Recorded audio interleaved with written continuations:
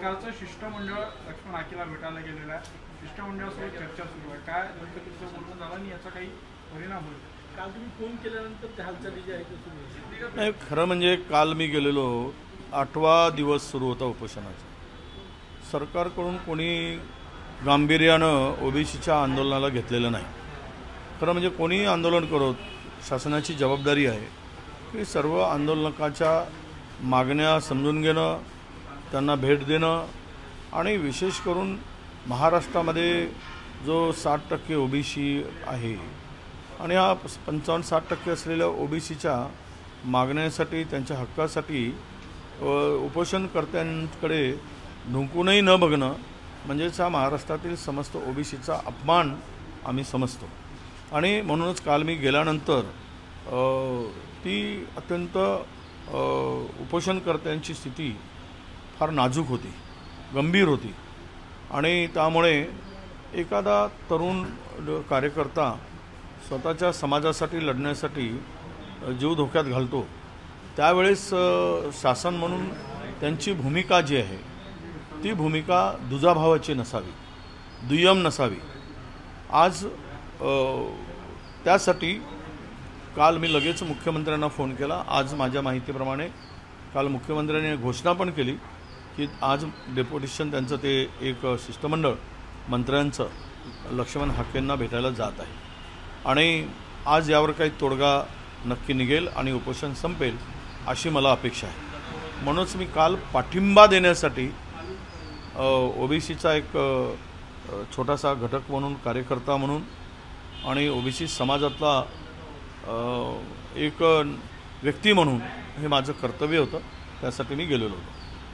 बिहारमध्ये 50%च्या वरचं आरक्षण रद्द केलं. महाराष्ट्रात मराठा समाजाला जे आरक्षण दिलं त्यामुळे महाराष्ट्रातही 50%च्या वर आरक्षण दिलं. ते धोक्यात येईल का असं काय वाटतं? मुळात शासनाची जसं बिहारमध्ये सुप्रीम आपल्या हायकोर्टाने रद्द केलं त्यापुढेही पश्चिम बंगाल हायकोर्टाच्या बेंचने सुद्धा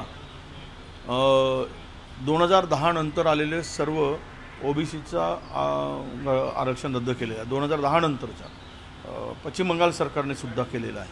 म्हणजे सरकारने नाही, हायकोर्टाने केलेलं आहे. तर असं आहे की कायद्यांच्या चौकटीत बसेल ते सर्व करण्याची आवश्यकता आहे. परंतु मताच्या लाचारीसाठी सरकारची कुठेही संविधानिक रित्या ते आरक्षण कसं टिकेल आणि ते टिकावं यासाठी कुठलेच प्रयत्न नाही. मताच्या लाचारीसाठी आला त्याला आश्वासन देणं आणि वेळ मारून नेणं एवढाच धंदा सरकारने केलेला आहे. त्याच्या पलीकडं आज जे परिस्थिती निर्माण झाली या दोनही समाजामध्ये आपसात भांडण लावण्याचं पाप महायुती सरकारने केलेलं आहे. कारण 2014मध्ये सरकार आल्यानंतर हे जे सुरू झालं जातीमध्ये धर्मामध्ये तेढ जी निर्माण झाली महाराष्ट्रात, या पुरोगामी महाराष्ट्रामध्ये या महाराष्ट्राला डाग लावण्याचं, कलंक लावण्याचं काम जर कोणी केलं असेल तर भाजप शिवसेना त्यावेळच्या महायुती सरकारने केलेलं आहे. आणि आजही तेच चाललेलं आहे. ज्या गोष्टी होऊ शकत नाहीत त्या गोष्टी देतो म्हणून सांगायचं, वेळ मारून न्यायची, महिनाभराची वेळ घ्यायची, 2 महिन्याची वेळ घ्यायची आणि ते त्यांच्या तोंडाला पानं पुसायचं. मराठा समाजाचे नेते बसले उपोषणाला, आपले जरांगेजी, त्यांनाही सांगितलं आम्ही GR काढतो. काल त्याचा खुलासा स्पष्टपणे यांनी दिला, तुमच्या गिरीश महाजनांनी, की सगळे सोयरेचा GR हायकोर्टात टिकणार नाही. अरे तुमचाच एक मंत्री म्हणतो ते टिकणार नाही, मग तुम्ही अभ्यास करत नाही का? तुम्ही का असं बोलून लोकांना हे करताय, भडकवताय आणि लोकांच्या भावनेला ठेच पोचताय? हे सर्व गोष्टी जे झाले आहेत राज्यामध्ये या महायुती सरकारच्या नाकर्तेपणा आणि बेजबाबदारपणा यामुळे या गोष्टी घडलेल्या आहेत. मी काल गेलेलो, मला हजारो ओबीसी बांधव त्या ठिकाणी उपस्थित होते. त्यांना मी सांगितलं की संविधान हा सर्वात महत्त्वाचा आणि आपल्याला दिलेला एक प्रोटेक्शन आहे आणि त्यामुळं संविधानाच्या पलीकडे जो काही कोणी करेल ते टिकणार नाही. कारण बाबासाहेब आंबेडकरांनी आम्हाला घटनेच्या माध्यमातून जे आरक्षण दिलं ते हिसकावण्याचा कोणाचाही अधिकार नाही, हिसकवू शकणार नाही. आणि म्हणून या लढाईसाठी मी त्यांच्यासोबत आहे, हे स्पष्टपणे मी सांगितलं आहे. आमचा कोणालाही विरोध नाही. मराठा समाजाला काही काल मला बोलताना सांगितलं, त्यांच्या डोळ्यात अश्रू आले नाही का, जरांगे बोलले. अरे आमच्या डोळ्यात सगळ्यांसाठी अश्रू येतात. आम्ही काही दुश्मन नाही, परंतु तुम्ही ज्या पद्धतीनं विषय मांडला तो सरकारने सोडवला पाहिजे. ते आमच्या हातात नाही आहे. तुम्ही सरकारवर दोष द्या. सरकारने तुमची फसगत केलेली आहे. जे होत असेल ते त्यांच्याकडे बघा. मी त्यांनाही भेटायला गेलो होतो जरांगे पाटलांना उपोषण करताना. त्यामुळं मी कधी असं म्हटलं नाही की मी मराठा इथं माझा विरोधी पक्षनेता आहे. जो कोणी हक्कासाठी न्यायासाठी लढत असेल, प्राणांतिक उपोषण करत असेल, त्या ठिकाणी जाऊन भेटणं हे माझं कर्तव्य आहे. आणि मी ओबीसीचा म्हणून तर मला तिथे गेलंच पाहिजे. मी कार्यकर्ता म्हणून त्या समाजात मी जन्मलो आहे. आणि म्हणून मराठाच्या संदर्भातले जे काही निर्णय मी मंत्री असताना घेतले सारथीमध्ये, ते सर्व निर्णय पुढे आहेत. आम्ही कधी असं नाही, मराठा समाजातलेही सर्व त्यांच्या नेतृत्वात आम्ही महाराष्ट्रामध्ये काम केलेलं आहे. अनेक नेत्यांच्या मराठा समाजांच्या नेतृत्वामध्ये त्यांनीसुद्धा आम्हाला फार जपलं आहे अनेक नेत्यांनी. त्यामुळं हे अशा पद्धतीचे बोलणं विलासरावांच्यापासून आम्ही काम करत आलो. विलासरावांनीसुद्धा 2004मध्ये ओबीसी बांधवांना 50% आरक्षण देण्याचं काम केलं आहे. त्यांचं नाव अजूनही आम्ही घेतो. महाराष्ट्रामध्ये जे 50% विद्यार्थ्यांना जी स्कॉलरशिप मिळते 50%, ती विलासराव देशमुखांची देण आहे. तर कुठलाही माहिती न घेता कुणावर असा हेतुआरोप करू नये अशी आमची त्यांना विनंती आहे. आणि हा समाज एकत्र यावा यासाठी प्रयत्न करा. कोणी असू देत, लक्ष्मण हाके असू देत किंवा जरांगे पाटील असू देत, या सगळ्यांनी हा समाज एकत्र आणला पाहिजे. तुम्हाला कदाचित माहीत नसेल, मराठवाड्यामध्ये काही जिल्ह्यामध्ये ओबीसी आणि मराठा एकमेकाचे तोंड बघत नाही आहेत. वाद एवढा विकोपाला गेला आहे. शेतीकडे जाणारा रस्ता अडवला जाता एकमेकाचा. शेतीकडे जाणारा उद्या कुठल्या दिशेनं महाराष्ट्राला नेताय तुम्ही नालायकपणा करून, हा खरा विषय इथे येतो आहे. व्यवहार बंद होत चाललेत. कोणी लावली आग, कोणामुळे हा संघर्ष उभा झाला, याचा सखोल अभ्यास करावा. आणि जो दोषी असेल त्याला संपवण्याचा विळा जरांगे पाटील घेऊ देत आणि हाकेनी घ्यावा. खरंच ज्याने आणि आम्ही घेऊ. महाराष्ट्राच्या पुरोगामित्वाला एक कलंक म्हणून महाराष्ट्रामध्ये काही नेतृत्व उभं झालं आहे. त्या नेतृत्वाला तुम्ही चॅलेंज, त्याला तुम्ही बोला. आमच्याकडे बोलून उपयोग काय? आमच्याकडे आहे काय देण्यासारखं? आणि ज्या दिवशी आम्ही सत्तेत येऊ आणि येणारच पुढच्या महाविकास आघाडीचं सरकार, त्यावेळेस या दोनही समाजाला सोबत बसवून एक समन्वयाचा तोडगा काढून अनेक वर्षापासूनच्या पुरोगामित्वाची जे काही एकामेकाचे सौंदर्याचे आणि सुखदुःख वाटण्याचे जे काही संबंध होते ते पुन्हा अबाधित राखण्यासाठी आमचा प्रयत्न राहील. पंकजा मुंडे यांना ओबीसी नेत्या म्हणून राज्यसभेत पाठवा असं फडणवीस म्हणाले. आता ते त्यांचा अंतर्गत विषय आहे. कोणाला पाठवावं, कोणाला पाळावं, कोणाला निवडून आणावं, कोणाला मंत्री करावं, हा महाराष्ट्रातील नेत्यांचा भारतीय जनता पक्षाचा अंतर्गत तो संबंध आहे. कारण आम्हाला कोणाच्या पक्षामध्ये धुडगूस किंवा मतप्रदर्शन करण्याचा आमचा अधिकार नाही. पोलीस भरती सुरू आहे. अनेक ठिकाणी ग्राउंडवरती पाणी पडल्यामुळे शारीरिक चाचणीला अडचण येत आहे. विद्यार्थ्यांची मागणी रद्द करून पुढे ढकलण्यात आहे. अमरावतीमध्ये नाही, आम्ही तीच मागणी केली होती. मी उपमुख्यमंत्र्यांच्याकडे मी पत्र पाठवूनही मागणी केली होती. मी आमच्या पोलीस महासंचालकांना मागणी केली होती की तुम्ही हे पावसाळ्यात घेताय ते पुढे ढकला. पण काही विद्यार्थ्यांचा हे आला की आम्हाला अनेक वर्षानंतर आता संधी मिळते आहे. आम्हाला त्यामध्ये मी उपाययोजना सांगितली की पावसाळ्यामध्ये जर घेत असाल उन्हापासून पावसापासून, कारण लाखो विद्यार्थी येतात, त्यांचे कागदपत्र भिजतात, खाण्याचे वांदे असतात, झोपण्याचे वांदे असतात. आणि जो विद्यार्थीमध्ये मेरिटचा विद्यार्थी आहे, या पावसामुळे फिजिकलमध्ये तो अडचण येऊ शकते. काल सांगलीमध्ये एका पोरीचा पाय तुटला चिखलात पाय फसल्यामुळे. परवाच्या दिवशी रनिंगमध्ये ती पोरीचं आयुष्य गेलं. अशा अनेक घटना घडत आहेत. पण राज्यकर्त्यांना निवडणुकीचं डोळा ठेवून हे सगळं करायचं आहे. पूर्वी का केले नाहीत? याच भरती यात्ता करण्यापेक्षा पूर्वी केले असते तर अनेक विद्यार्थ्यांच्या या परिस्थितीला अनेक विद्यार्थ्यांना सामोरं जाण्याची पाळी आली नसती. भाऊ, जामशू कडूच्या जीवाला धोका आहे असं त्यांनी म्हटलेलं आहे. कुणाच्याही लोकप्रतिनिधी म्हणून सामाजिक क्षेत्रात, राजकीय क्षेत्रात, कुठल्याही क्षेत्रात काम करणारा जो काही नेता असतो त्याच्या संरक्षणाची हमी ही सरकारची आहे.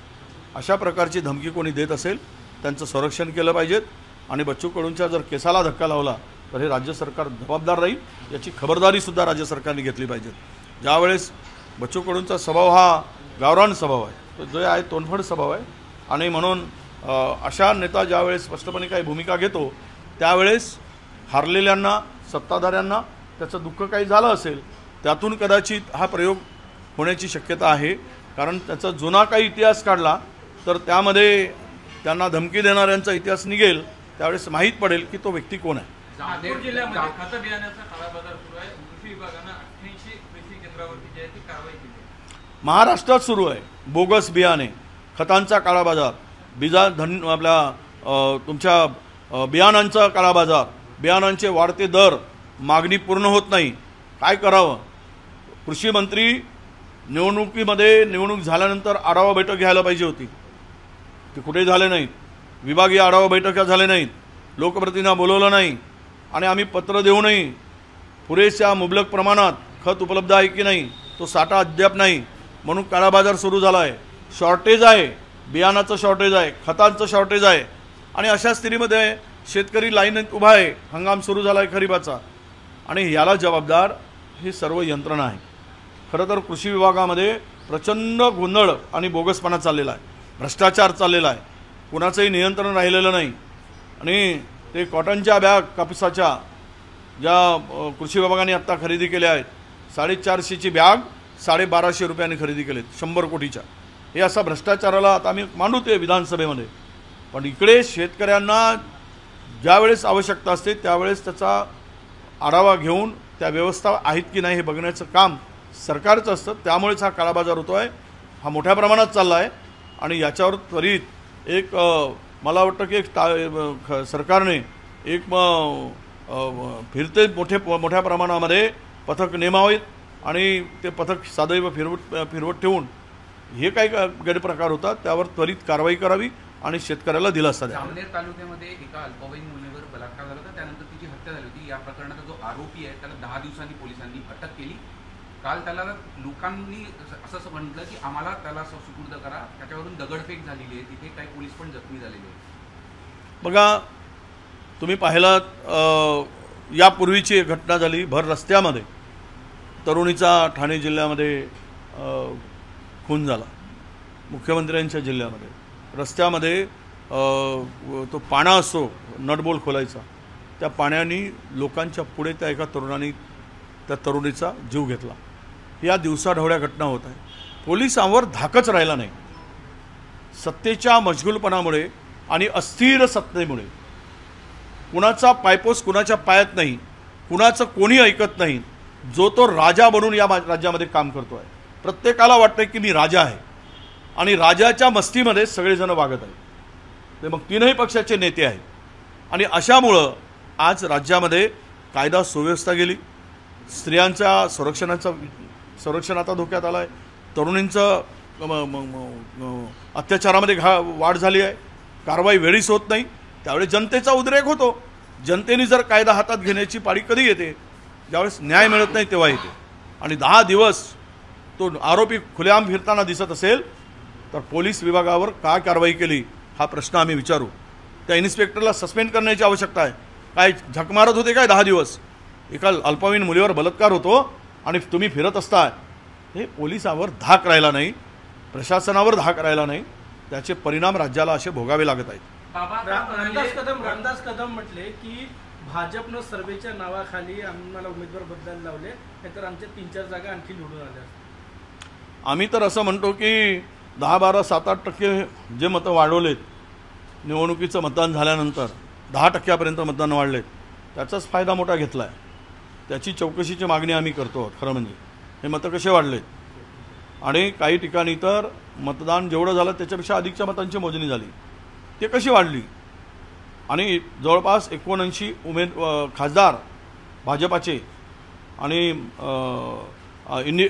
याचे NDAचे कसे निवडून आलेत 1000च्या आतमताने आणि तिथले जे आकडे फिरवले गेलेत हे सगळं महाराष्ट्राने देश बघतो आहे।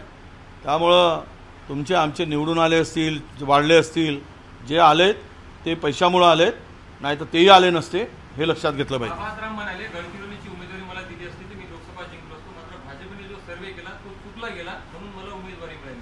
त्यांनी नाही, ते जर तसे म्हणले असते तर त्यांच्या मतदारसंघात मंत्री असताना त्यांना लीड मिळाली असती. ते 13,000 मतांनी मागे काय आहेत यातच त्यांचा पराजय आहे. त्यांना लोकसभेचं तर सोडाच, पण विधानसभेमध्ये सुद्धा लोकांनी हरवण्याचा निर्णय घेतला आहे. हे आत्ताच्या ताज्या निर्णयावरून दिसते आहे. पंकजाताईंनी लोकसभा हरली, मात्र राज्यसभा येऊन त्यांच्या पुनरावृत्ती झालं ना.